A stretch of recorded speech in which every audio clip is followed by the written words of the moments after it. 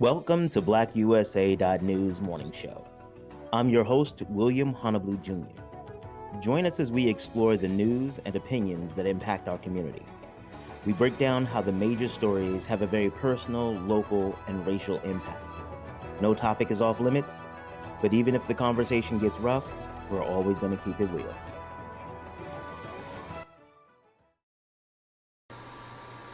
Greetings and salutations, all my people out there in internet land. I am William Honolulu Jr., and I have the incredible honor and privilege of serving as the host of the Black USA News Morning Show. I want to give a big shout out, like always, to the super producer Kyle Crazy Horse Morgan and our assistant producer Brandy Raymar. Also want to give a big shout out to the newest member of our team, Grace Awaka, my personal assistant, doing a damn thing and making sure that we stay focused and bring you the quality of show that you deserve. Today is going to be really fun.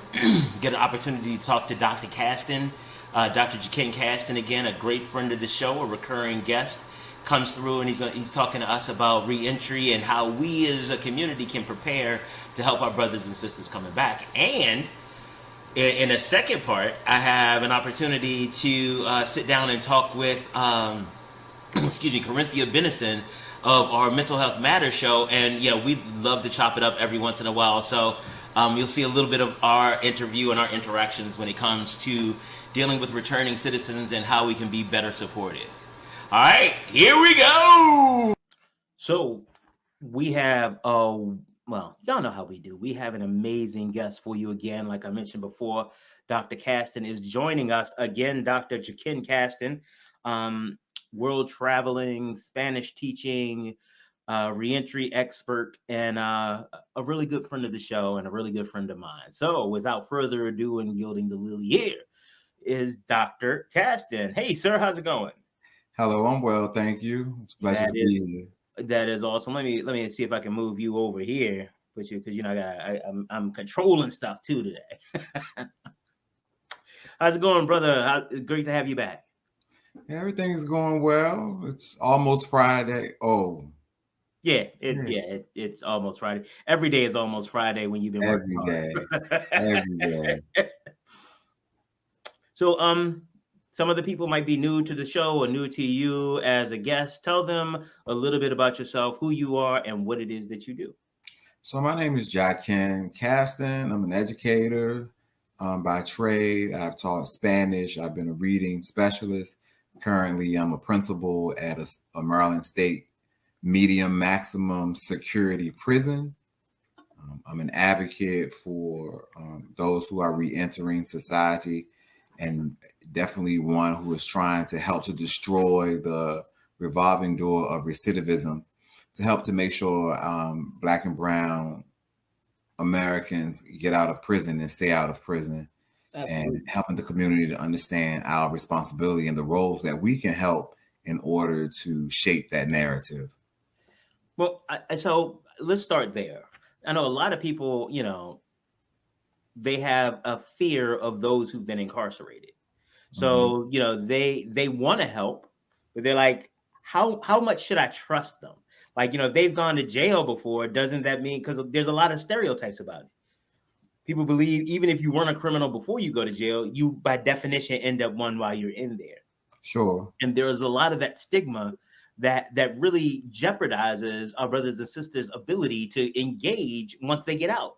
Can you talk a little bit about what your experience has been? Have you found that people who, once they're out of prison, are untrustworthy and they mess up on jobs and stuff like that? Has that been your experience? I mean, it hasn't been, but I think that everything, as we know, is a trial by trial basis. I think you have to look at individuals as individuals, and it's dependent. It depends on many different factors that play on it. The support that they have. Do they have somewhere to stay? Their criminal history. How many times have they been in and out of prison or out of jail?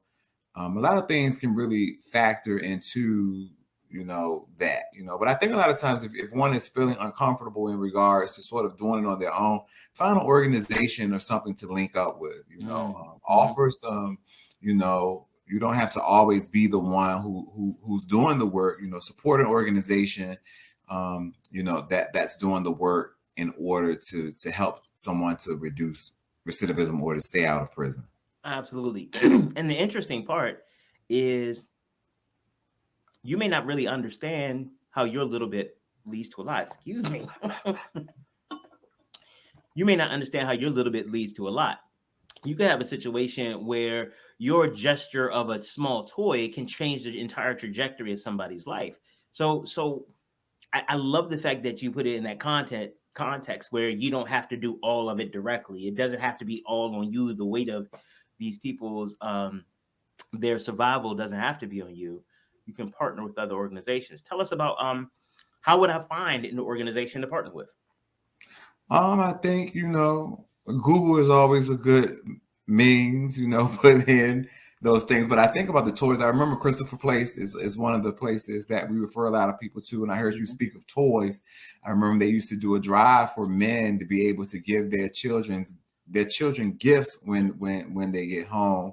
Also, there are one-stop shops throughout Maryland that offer anyone, but particularly returning citizens, the opportunity to come in to be able to find jobs. So it's a place where people can go and offer services and helps, that offers a plethora of resources for people. Also, there's navigators within the state of Maryland, who are responsible for making sure that there are jobs and that they have resumes and things like that. I think of other organizations such as Vehicles for Change, which allow people to men to come and learn how to work on cars and get ASE certifications. And also, if they complete the program, they get a car as well, as part of one of the ways for them giving back, so that the men can get to and fro from work. They also purchase them tools as well. So there's various programs throughout the state and throughout the city that particularly helps this population that we're speaking of. And I'm really glad that you started with Google, because a lot of times people think that there are these complicated solutions to the problems. If you want to know how to make a pie, you Google it, don't you? Yeah, YouTube. That's simple. So tell us about some of the success stories you've seen. Because we can pull up the crime stats and especially people like Schellenberg out in Baltimore County. He wants to talk about how bad people are and they can't be saved. Tell us about what you've seen. Sure, and hopefully soon we'll be able to bring someone on as a guest. I can think about an individual in particular who got out, got married. He went to Vehicles for Change, realized that he didn't really want to work on cars or diesel fueled trucks. So he went and got his CDL license. And I have about 3 other former students who are out on the streets who have worked on CDL licenses, because they understand, that's a job with a high demand. And as long as you're loyal and you're willing to do the work and to put in the hours to get it, they realize that these are ways that we can provide for our families. I know some of them have gotten out, but again, with the support of family and loved ones who now have children and they're rearing families. Some of them who received Safe Serve certifications are working in restaurants. I'm working in construction. I found entry level positions and actually working their way up to the top. So there are definitely some success stories. There are definitely some people that are getting out, even some entrepreneurship, people who are doing fitness and people who are, consulting and helping others to stay out of prison, through that, by sharing their story. Some of them are doing advocacy. We're trying to destroy or get rid of what was formerly known as solitary confinement. We're doing some advocacy work. Excuse me. No problem. There's a lot of that going around here today. I see. It's my allergies. It is. I can assure you. They were cutting grass around my way today too. I was just boosted today. So it's all good. But yeah, so it's a lot of success stories, and hopefully we'll be able to get someone to come on to sort of share their story and what they're doing here, so people can begin to see that these are regular working class people again, once they get out and they have the supports and things in place, people can be successful. Absolutely. A lot of it has to do with support. What are the most necessary supports that you've seen? The most necessary pretty much is housing, somewhere to sort of stay and to be able to lay your head, transportation, the ability to get to and fro from places, education as well, some type of education in order to give them credentials so that they can you know be sought after. I often share with them the difficulties of even me with the credentials that I have, how difficult it can be sometimes to find a position. So imagine being a felon and with no credentials. So really making sure that they receive education, drug treatment if necessary, in order to think about substance abuse if they have any issues with any controlled substance or alcohol. Yep. To make sure that they have that under control, because we know if that gets out of control, then it's going to be a downward spiral from there. Absolutely. Now, what have you seen as some of the resources that people have been able to access for housing, or is it just a very few resources available? Because again, this isn't my area. I'm trying to learn so I can be a better advocate. Sure, housing is one of the areas that's really difficult for a lot of people to find, because they don't want to end up going necessarily to homeless shelters or things like that, because they don't want to see themselves as homeless.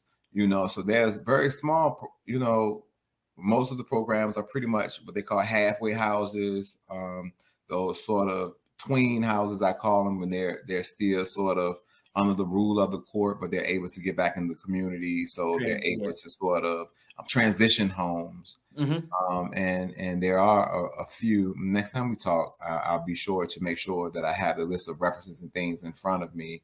Actually, what we'll do is that we're going to drop in a list of the references at the end of the show. So just stay tuned, and we'll run a list of the references, some resources we can find as well.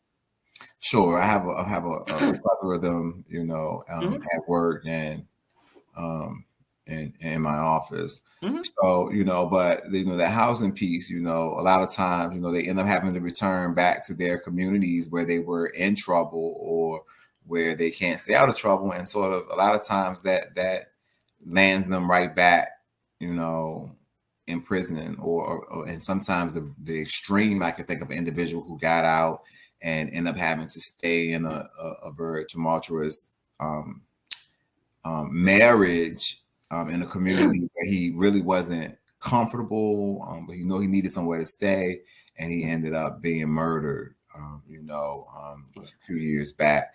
So, it can be kind of tragic if they don't have somewhere that, a safe place, safe haven to be able to go and to rest their heads, so that's something that, is constantly a problem. And hopefully in the future, it is definitely one of my dreams to be able to have some type of transition home for those low-level offenders who are least likely to really recidivate in regards to the statistical data that can be collected that can see the needs of individuals that say they're less likely to recidivate. And the one of the things that we've had conversations about a lot is the fact that these are people. A lot of times once they go to prisons or whatever, there's this idea that they have lost the rights to be treated as people, that they need a level of discipline that we don't ask anybody else to be in a situation where your identity is attacked on a regular basis. And mistakes that you've made, because let's be clear, I recognize that had things been a little bit to the left or a little bit to the right, that we might be talking about me and needing the support coming back. I recognize these things because as a Black man growing up in public schools in DC and PG County, they were so, how does it go, Rev? There, but for the grace of God, go I.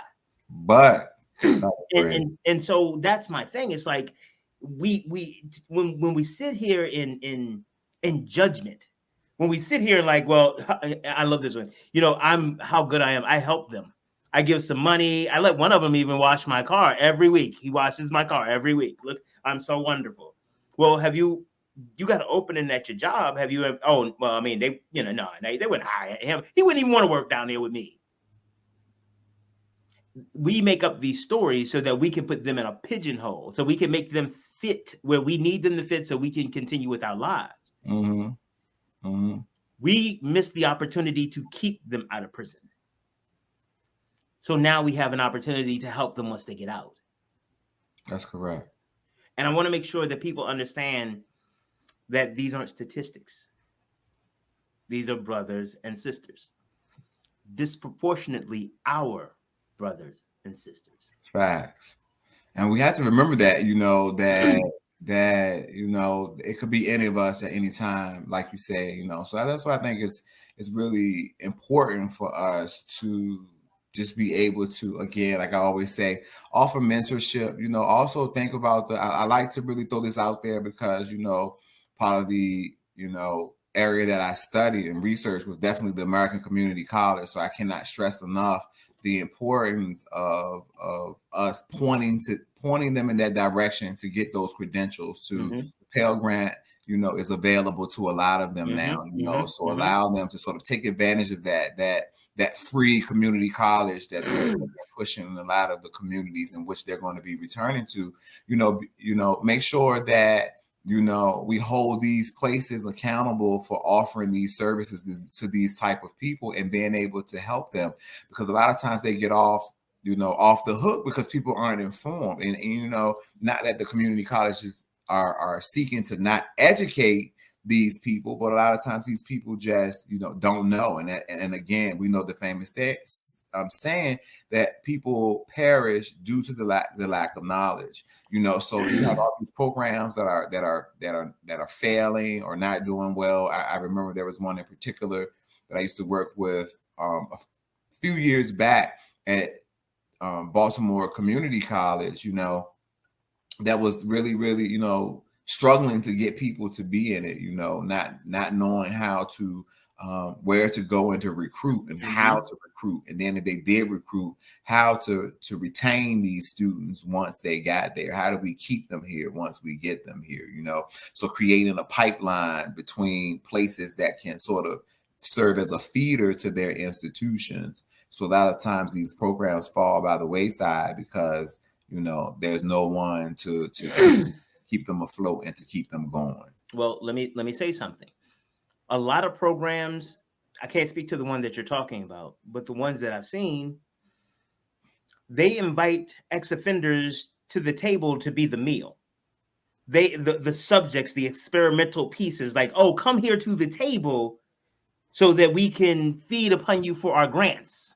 Or they come to the table so that we can experiment on you to see if our methods work on you. If you want to have a genuine relationship with people, if you want to have a genuine impact on them, invite them to the table in planning, because they can tell you some of the stuff that you're doing is bullshit. They can tell you, reminding them, having a sign up on ex-offender day. No, I can tell you I'm not coming. Because I don't want that association, because I know the stigma that comes with it. You might think it's good and it helps and it's services, blah, blah, blah. I don't want everybody to know. And so if we bring them to the table as things are going along, as we are making these rules, we can ensure that we don't have those problems in the long run.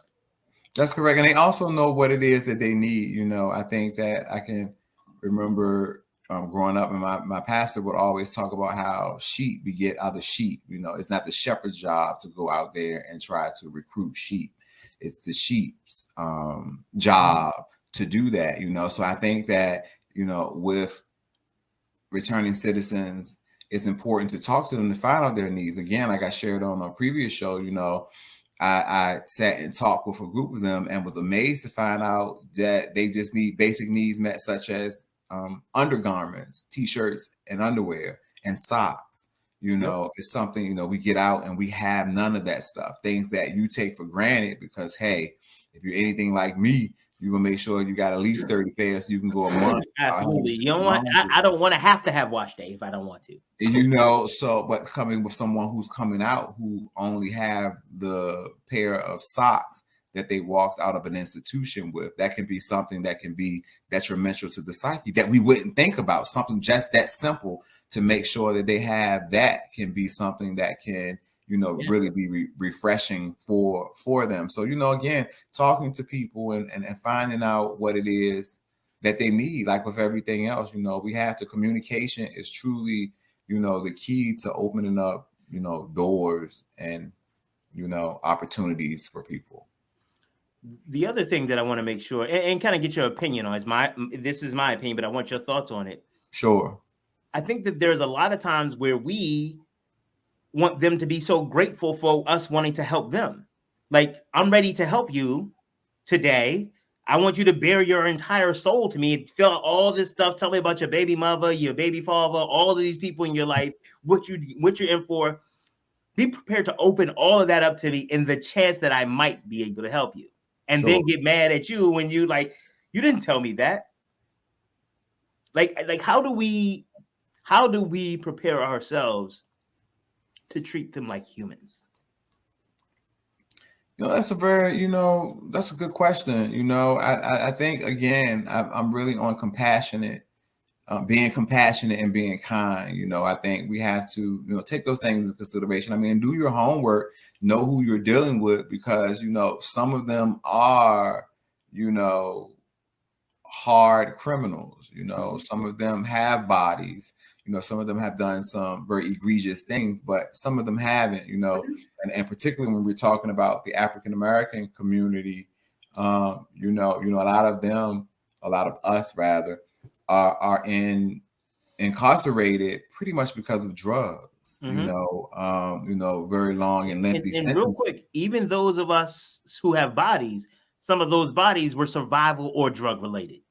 Yeah, that's correct. Most of the incidents, that was something, when I was first introduced to this population and working with this population, I was like, oh, I don't want to deal with murderers, and someone shared me, look, who they wanted to kill, they already got. They don't want you dead, so that was something that helped to alleviate some of that. Oh my gosh, they're gonna, they kill someone, so it's easier for them to desire for me to be dead. Right.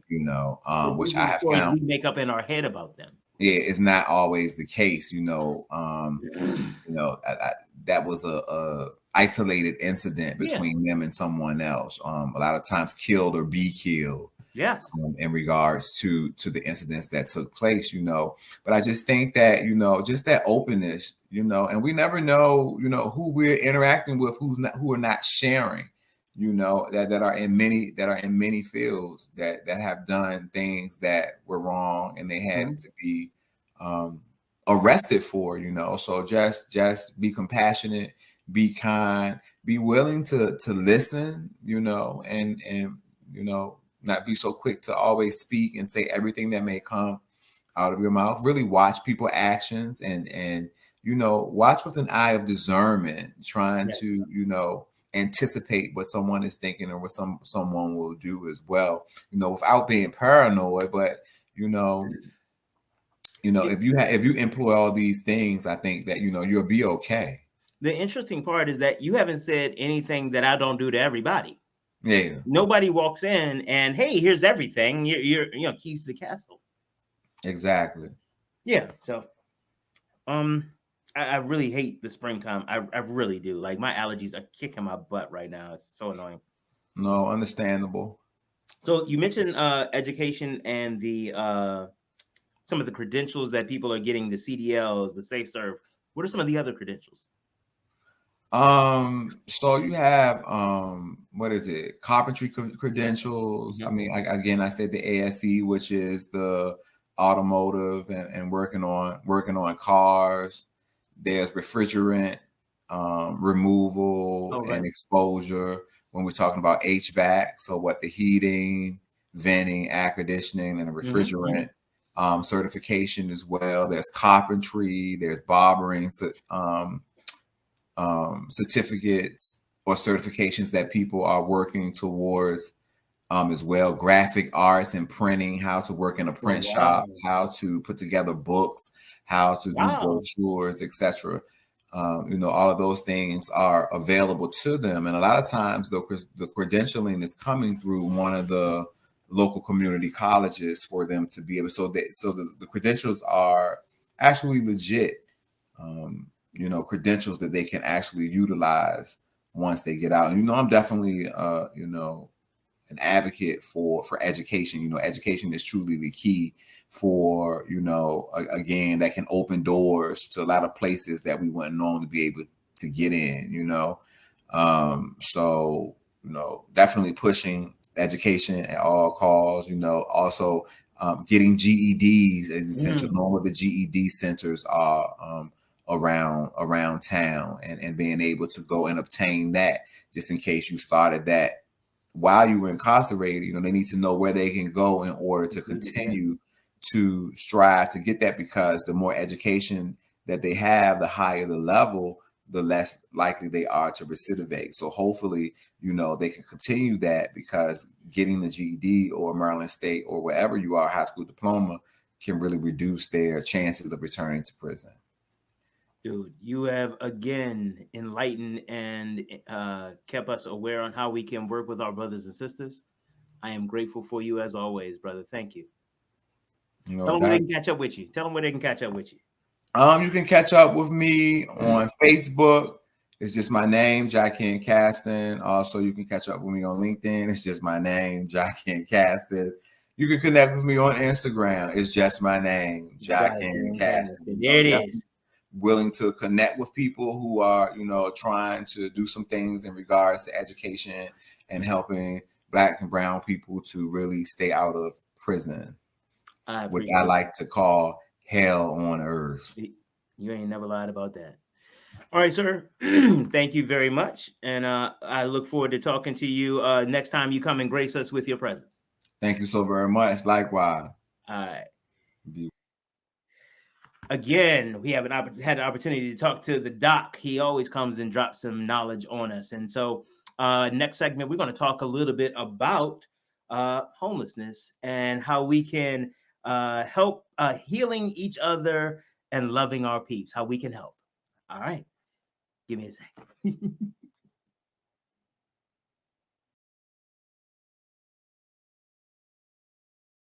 That you were having about mental health as it pertains to the incarcerated population, especially when it comes to release, because that's one of the things that I have worked on for a lot of years myself.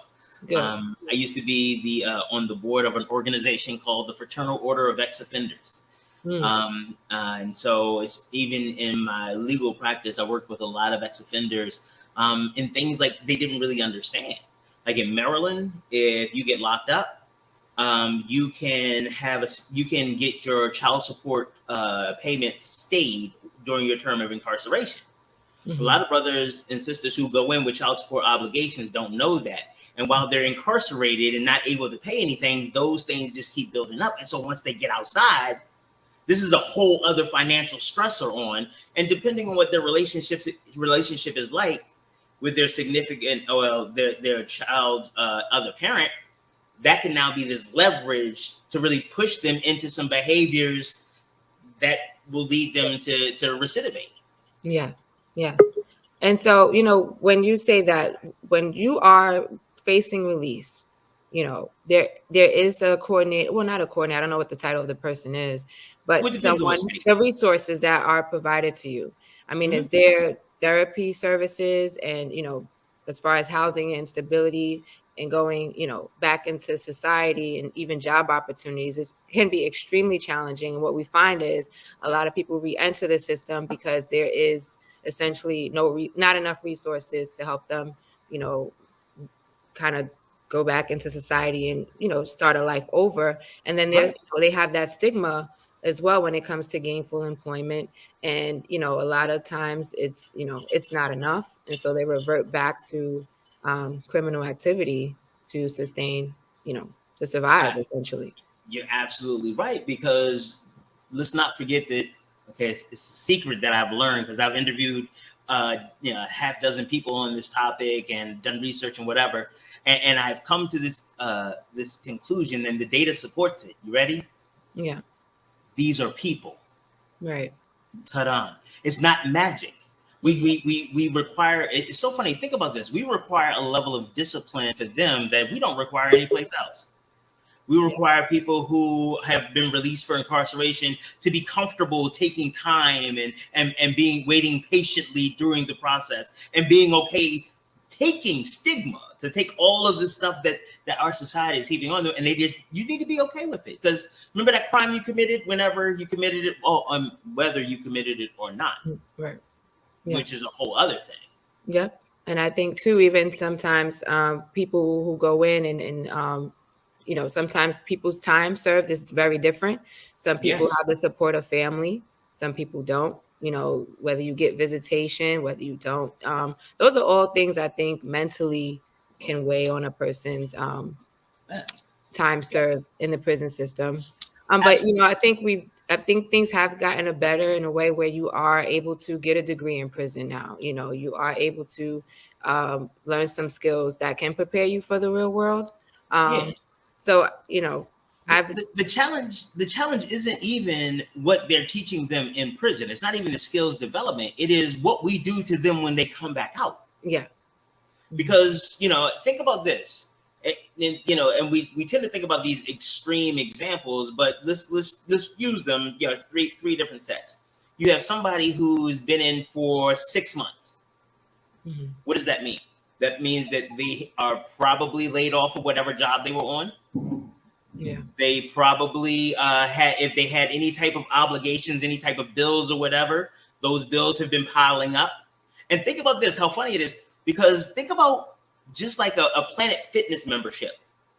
You got a $29.99 per month, every month. That's a bill coming out every month. Guess where you're not going? You in the yard. You ain't worried about Planet Fitness. But that's still, and it's those types of things. And these things negatively impact your credit. So 6 months of incarceration, you may have to spend 2 years trying to fix the stuff that happened. Rebound from that. Yep. And let's not forget, now you're back out. Who wants to hire you? Yeah. Because that's always the thing. And there are a lot of programs that won't allow you to live in certain public housing or get certain public benefits. Yeah. And so what do you when you leave people no other option? Yeah. And then require them to be okay with all of this. Yeah. That's not realistic at all. But you have a lot of these legislators and people who sit up there and say that all happy and proud, like, look at what we're doing. We're punishing them. Like, who is them? Yeah. And that's what happens when we get to other people.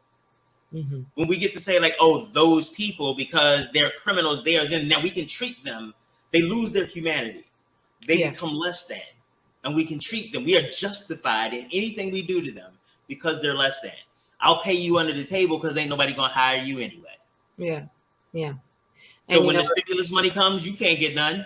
Right. Well, yeah, you don't have paperwork. You don't file, you don't pay taxes. You don't have a W-2.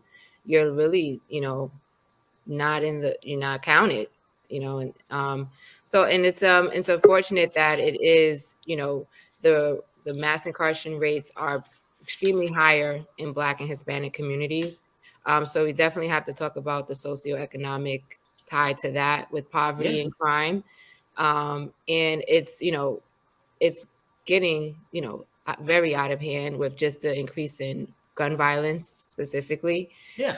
And so, what are, I wanted to, I know Victor's not here, but in your opinion, like, what are the social contextual, causes of extreme gun violence? When I think about, we watch a lot of TV, we see gang culture, and it's, when you hear the stories behind it, it's just kind of like, what mental illness or what is, this is recurring. And, it's just kind of like why a lot of these crimes are so.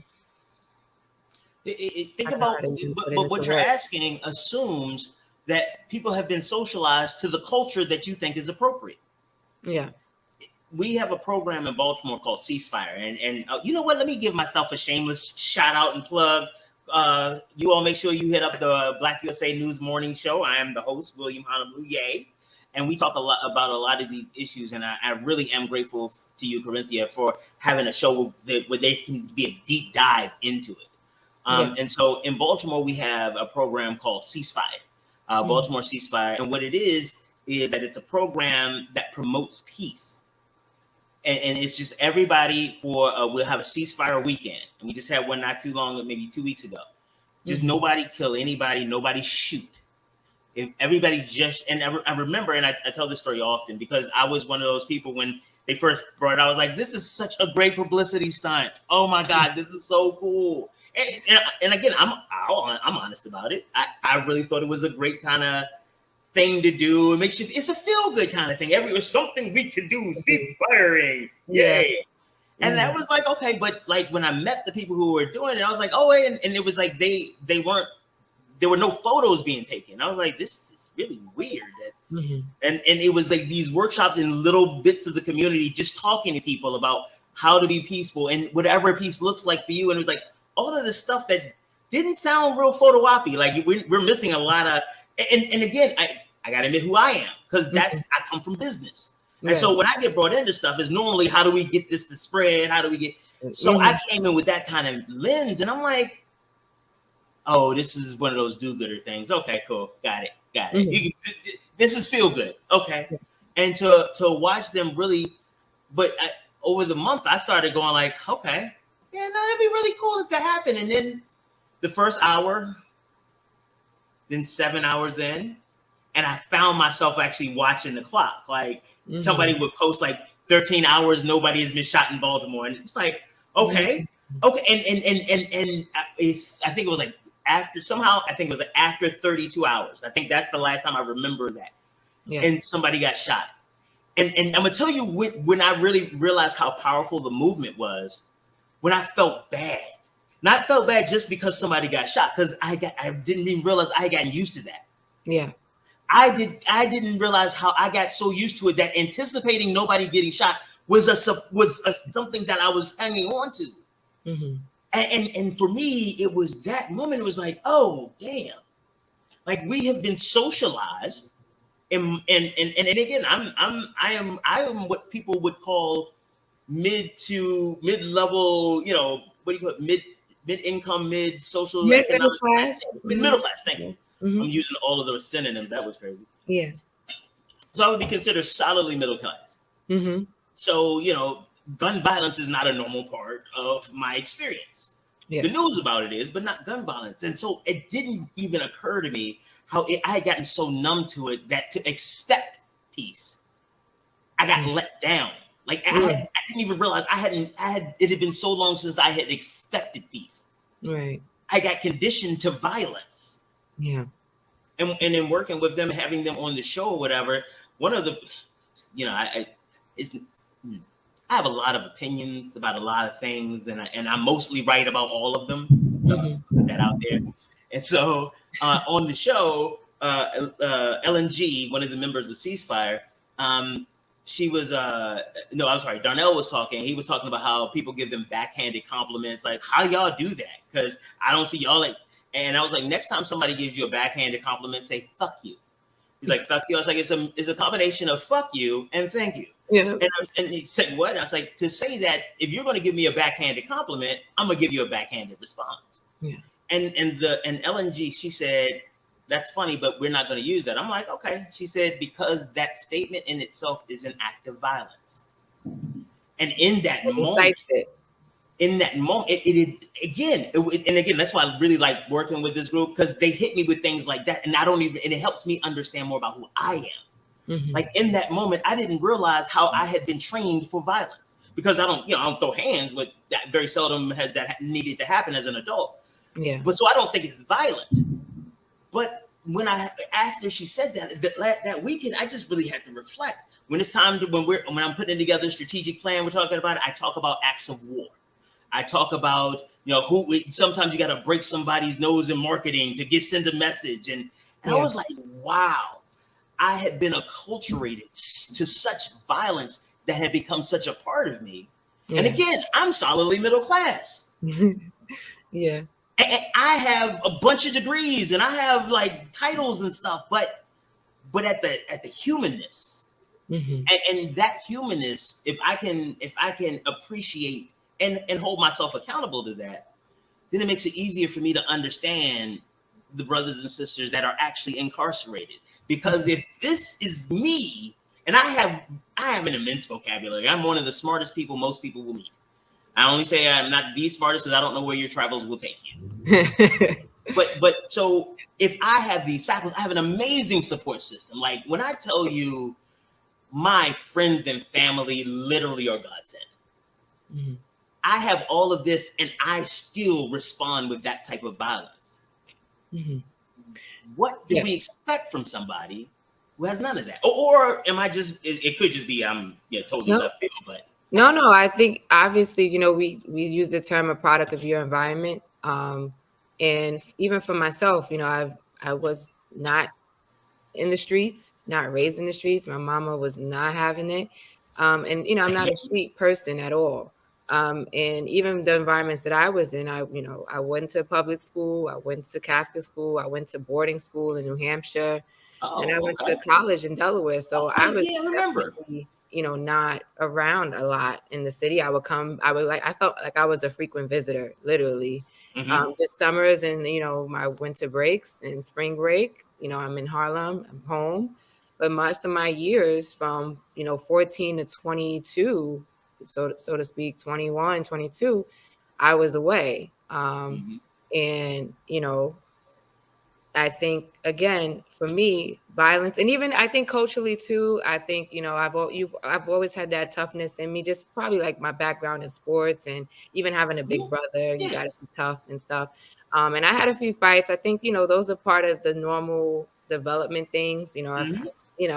But I think definitely too, how we are exposed, definite levels of exposure to violence. If that's something that's practiced or you just see consistently, you can reflect that.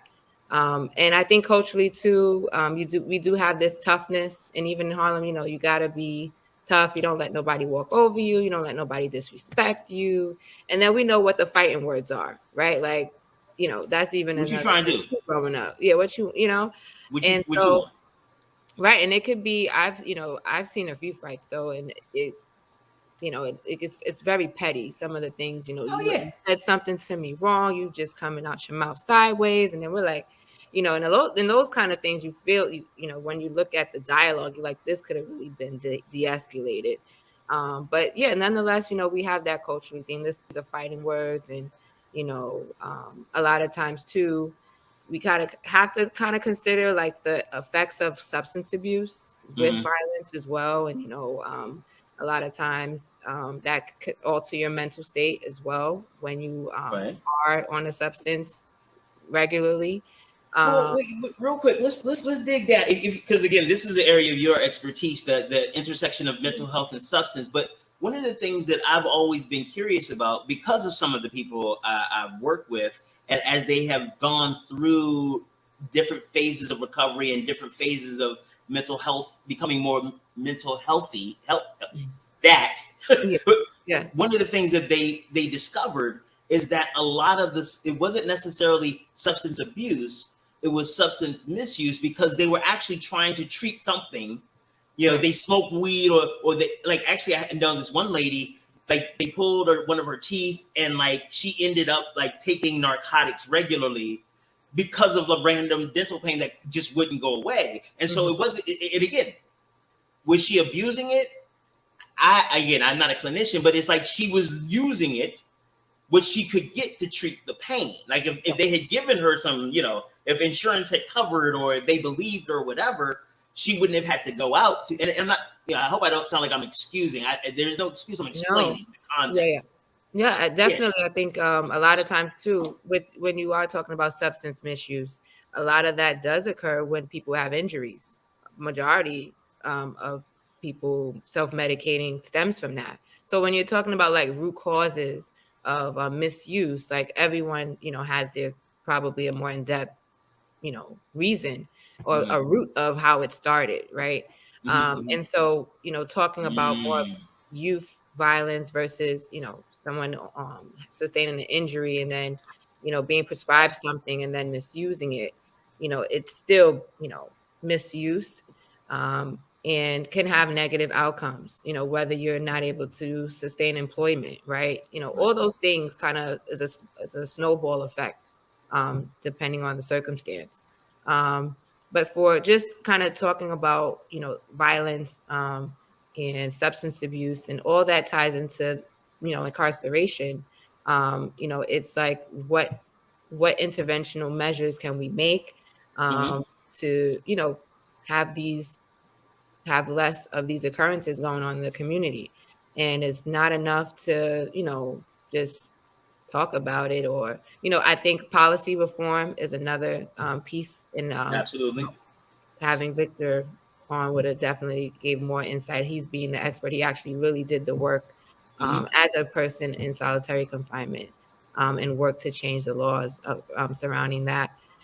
So But interestingly, I might be able to add something in because Yeah. not that I've written those laws, but I used to be I worked for the Maryland General Assembly for a few years, and the budget I was responsible for was the budget for the Department of Public Safety and Correctional Services. So I had to be I had to do presentations to legislators explaining Fourth Amendment rights, the right to mental health treatment, and those types of treatments. And so again, with my advocacy work and in the community as well, I will not supposed to be able to speak from the lived experience, but I can at least speak to the policy and some of the implications and implementation issues on the ground. And you're absolutely right. It is again, these interventions need to take the individuals that you are dealing with into consideration at the policy level. It is not just cool to have people who are incarcerated, who have been incarcerated, who've been released to come and testify to inform you. You need to actually have them with pens in hand, writing what should be included in it, because otherwise, it's let me help those people. And it's one of those things that when they're at the table, they can say like, oh, hey, actually, this is a great one. There was this organization that that had done this, wanted to do this open house for people who were returning citizens and and nobody was coming whenever they did one. They thought that they really build themselves as this kind of place for people who are returning to come. Reason was that in the community, nobody wanted to be known as a returning citizen. Wow. So you want me to show up? Hello, everyone. I have been locked up. You might not have known that before, but now I am going to the place. And because they didn't have anybody at the table when they made this decision, had they had one person who had a lived experience, they could say like, I don't know if you in this neighborhood, nah, you might not want to have that because I'm trying to get hired here. Yeah. And and part of my reality is, not my reality, but in this example, the ex-offender's reality is that they know that when people have identified you as an ex-offender or a returning citizen, then now that stigma is associated. Yeah. And many of them can't get beyond it. Anytime anything's missing, they might not say anything, but it goes, I mean, I don't know. I mean, if we all just emptied our pockets, you're going to empty yours. And it's like, and part of the things that don't get taken into consideration with these programs is going through that hurts. To know that you're going to walk into a room and that people will look down on you as soon as you get there. That hurts. The courage necessary to walk in there is a whole thing. That's a whole vibe. Like to just be able to be like, you know what? I'm going to put myself in a position for a minimum wage job so that somebody who has no lived experience can tell me that I'm not worthy to make $11.50 an hour. Yeah. 14 times a day or 14 times a week. Yeah. I'm going to do that and be okay with it. And by the way, don't get high. Don't smoke nothing. Right. Even weed. Don't take no extra. Don't do nothing. Don't drink either. And don't hang around your old support system because they are licensed. And if you get caught, your PL. Yeah, your parole. Yeah, your terms for your parole, everything. So but still be okay and be okay doing this every day.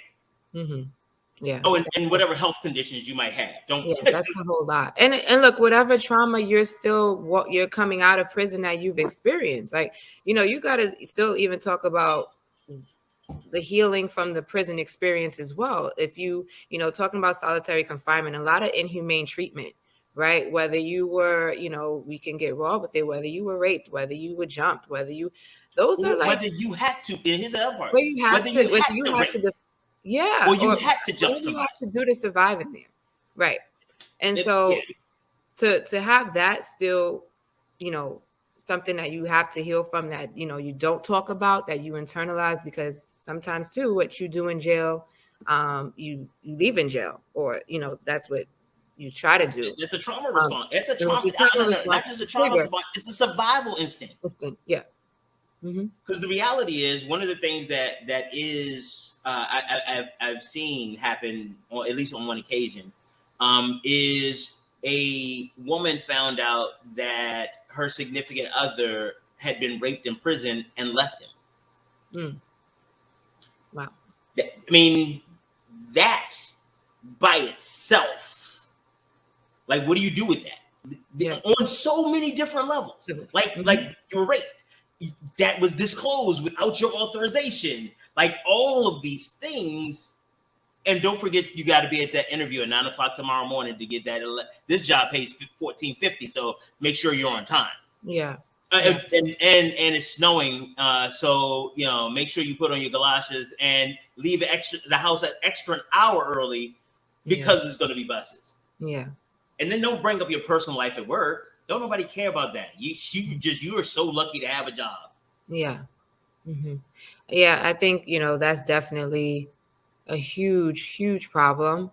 And it's like, how do you hold employers accountable, right? You know, a lot of them have certain programs, and like those jobs that are definitely entry level, appropriated to a certain percentage of people who are, you know, reentry or formerly incarcerated. And you know, what type of employees are doing that, and how many aren't, right? And it's like, what can we do? And like, you have to probably blow the whistle too, you know, like some of these companies may be discriminating on applicants as well.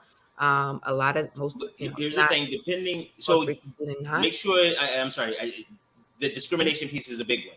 Make sure wherever you are, because I know you're in New York, I'm in Maryland, and we got people in LA or whatever watching. Make sure you check with the laws of your state, because some of them have made discrimination because of incarceration or the way they ask the questions illegal. So because that was a really great point about the discrimination piece, because a lot of times what happens is that a lot of brothers and sisters don't even know the rights they have. Some of them have gotten the right to restore to vote in some of their areas, and they don't even know that. So I'm saying, make sure, if nothing else, Corinthia is absolutely right. They may be actively discriminating against you, so find out what the laws are in your state. Sorry, I'm sorry, but that was, I didn't want to miss that, because I want to make sure they're empowered, not just blaming people. Like, if they're discriminating against you, follow the law. Shit, the law got you locked up.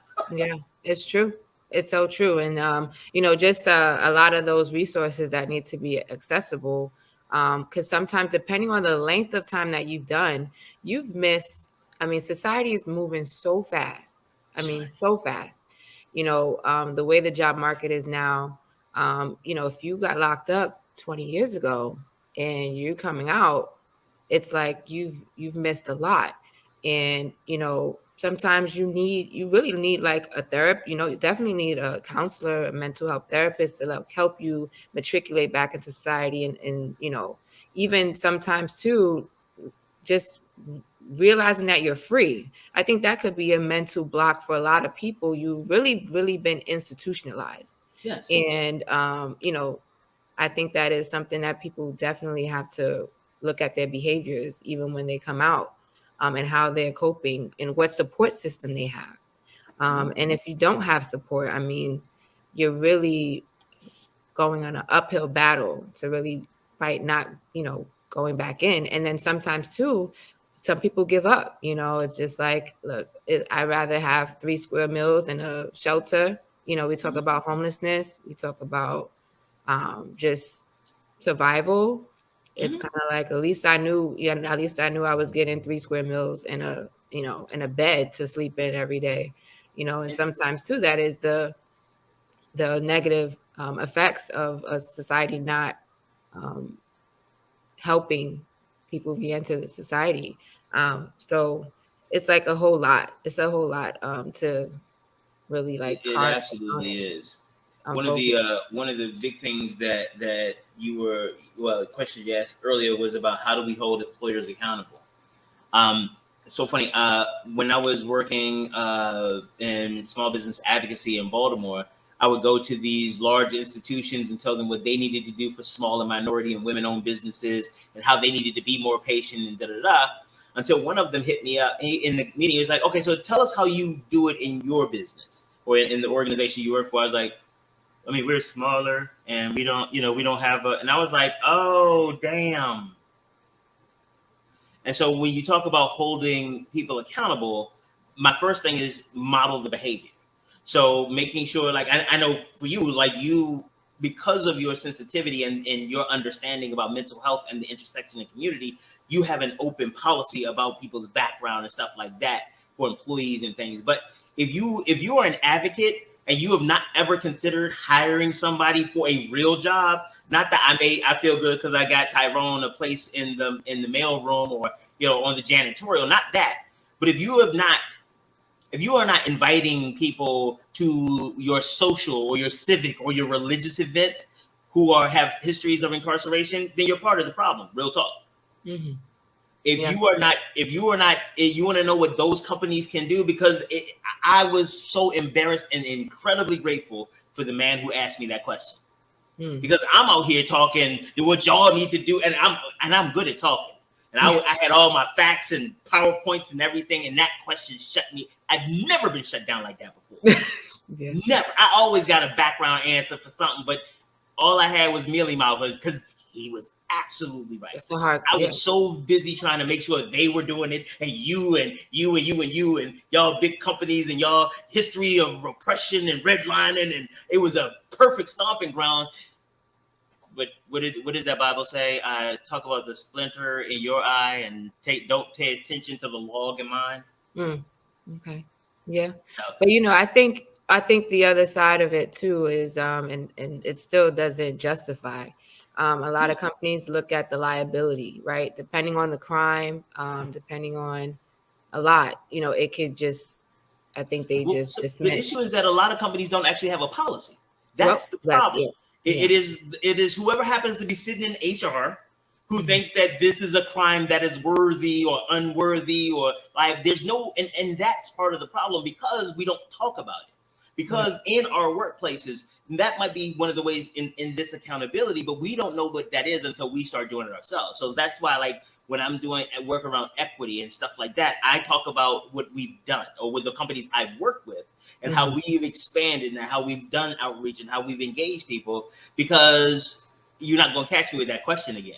Right. Because I can tell you, and it makes for such a more robust conversation, because I can talk to these companies about, like, oh yeah, this is the piece of paper that you need to, because I remember one time there was something that wasn't working at an organization, and I tried to model it in one of the chambers of commerce, and I realized what it was.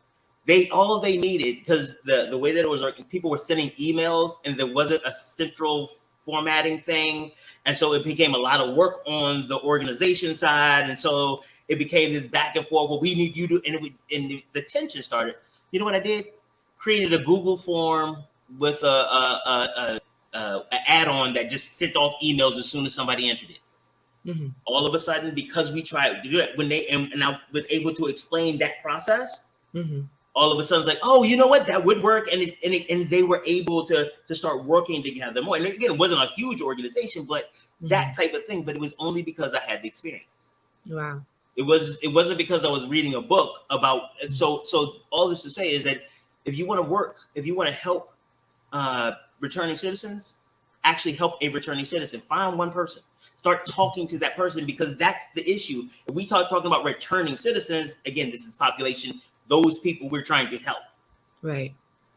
But, Brother Ellsworth Johnson Bay, a really great friend and an exceptional advocate for reentry and ex-offender services. he has a totally different way of communicating. He does things differently. And if you don't understand who he is, then you may engage him like he's in a way that won't get you the same responses. And so again, understanding who he is, not understanding who they are. Because actually, watch this. If a guy or someone was interested in you, it's like, oh yeah, Corinthia, oh, she's a black woman. You know how black women are. All I gotta do is treat her like a regular. All that. All that in your face. But how many times are we trying to create program for returning citizens? That's the same thing as the black woman. Like just treat them like returning, because you know returning citizens need. Oh, you know black women like. Mm-hmm. What should I wear to? How should I talk to Corinthia? You know what black women like it when you say this. Mm-hmm. Yeah. But they might be right about you or the women they know, and that might be an alignment. But do you see how fraught with problem it is if that's your entire motive? Yeah. Now, if I actually ask you, it's like, hey, Corinthia, what kind of cologne do you like? Mm-hmm. You might have something like I like the smell of Gouda. It's like, whoa, that's a cheese. But you know what? Whatever you're into, I slather it down like Mickey Mouse. But that's you. Yeah. But if it's just black women, oh, every black woman loves this fragrance. Mm-hmm. And we need to make sure that if we are holding the people accountable, that we are actually bringing people to the tables to have the conversations. You want to make sure that companies get held accountable, have them have advisory groups of ex-offenders that review policy before it goes out. Not advisory. Mm-hmm. Purely advisory. What's wrong with that? Before you put something in place that for a group of people you say you want to help, why don't you ask them? Yeah. Or do you know so much better than what they need than they do?